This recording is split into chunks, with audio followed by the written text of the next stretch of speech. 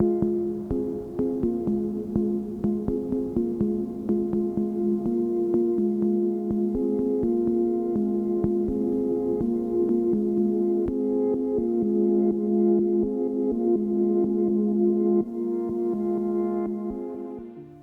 to Jonava, the district where all the Jones of Lithuania come to celebrate the Midsummer Festival.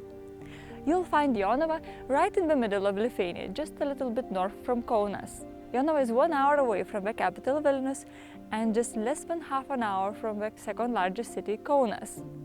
The population of Jonava district municipality reaches around 41,000 in 2021.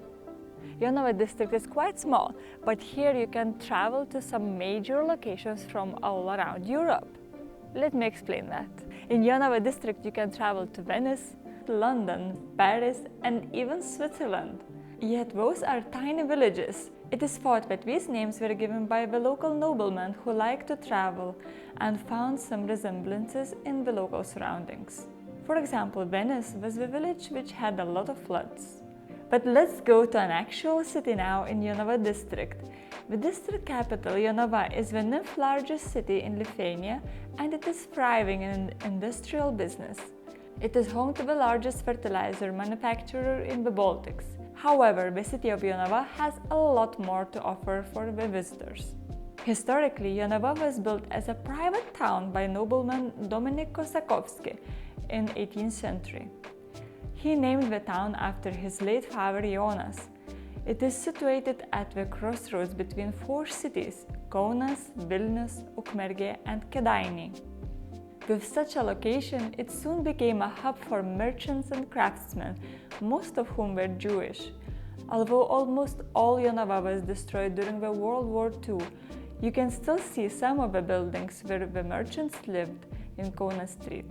Another building that survived the war was the Church of St. Jacob the Apostle, built in 18th century. It has a basement with crypts where the city founders and the other members of Kosakovsky family were buried. There is another church in Jonava which is actually older than the city itself. It is Skaruliai Church of St. Anne and it was built in 1622. At almost 400 years, it is one of the most authentic old churches in Lithuania. To learn more about history of Jonava and its district, you can go to its regional museum in town. Although if you prefer outdoors, you can explore the city by bike through its expansive bicycle path network. You can also chill at the park surrounding the lakes Varnute, have a dip there in the summer, or ski in the winter. The park is definitely the heart of Jonava.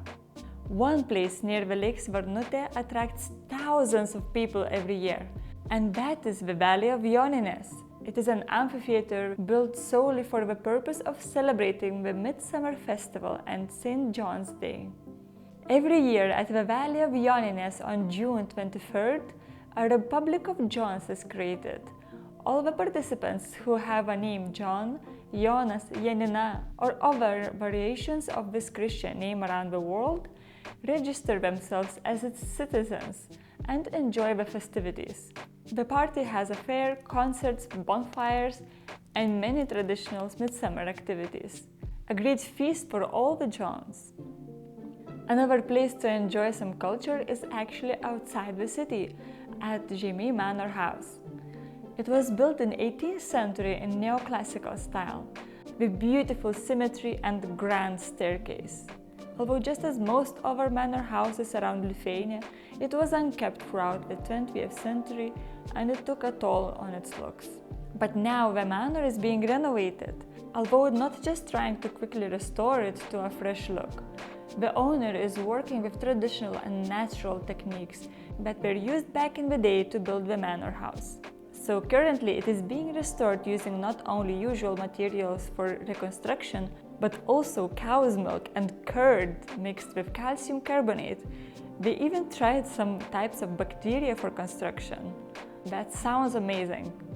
All this is being developed in arts lab called Aikės Žado in the Manor House, which is also an arts center where exhibitions and various events happen occasionally, attracting visitors from all over Lithuania and abroad. Artists are also working on restoring the interior, which used to be decorated in grotesque style, giving the manor house a different look than most. However, you won't see the renovation finished soon. Since it is done in a traditional way, it will take up years, if not decades, to finish. Instead, the visitor can see the process and learn how the manor houses were built by having a walk around the house or joining an excursion.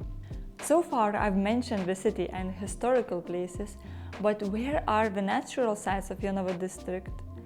Although there aren't any regional parks around here, the local nature still has some interesting sites. The district is crossed by Lithuania's second longest river, Neris. To get its best view, go to Mažųjų Žinėnų hill fort. It is located at the edge of a hill eroded by the river, and being at the 43 meters height above the river, it provides a beautiful panorama. It can be quite thrilling to have a walk on its edge though. The hill fort is also a gathering place for celebrating equinoxes and other traditional celebrations. It even has a pagan fire altar. Another hill fort with a beautiful view is called Lokėnėliai, located not far from Jonava city. It is named after the nearby stream Lokys, which means a bear in English, and the view from the hill fort is towards its dam. The place is ancient, and it is known that people used to live there since the 3rd century. While there aren't any cognitive trails around Jonava, you can still give practice for your feet at the Barefoot Park, one just like previously mentioned in the video about Biržai district.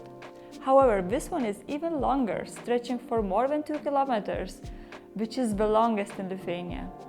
It is also more extreme since it includes some mud, a swamp, and even glass path.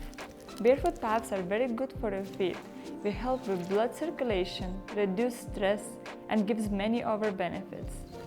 It is like a massage, sometimes soft, other times tough, but definitely reaching all the reflection zones in the feet. And if the path is not enough, you can practice some rock climbing nearby as well. Overall, although Jonava is quite hidden right in the middle of Lithuania, it is still nice for a day trip from the cities around it. It has to offer something both for those who enjoy active lifestyle and those who are more into cultural and historical tourism. And the Midsummer Festival organized there is phenomenal. I hope that it will be organized after the pandemic again. See you in the Republic of Johns. Thanks for watching.